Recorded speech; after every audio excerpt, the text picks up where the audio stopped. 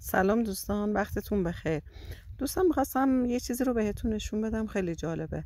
این قسمتی که میبینین قسمت که یه مقدارش مشما کشیده روش و این قسمت هم که اجازه، این کلن گوجه است. ببینین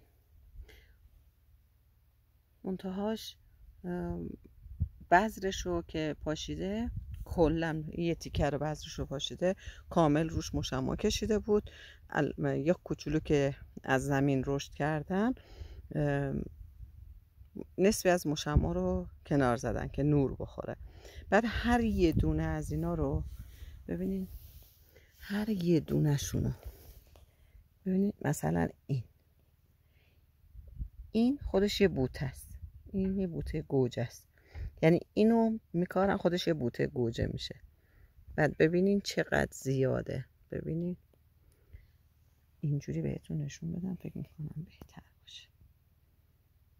ببینین بوته های گوجه.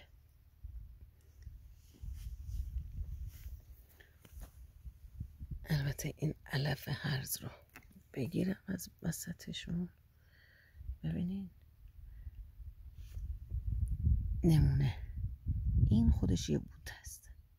ببینین این جداگانه یه بوته است. بعد اینو توی زمین خیلی وسیع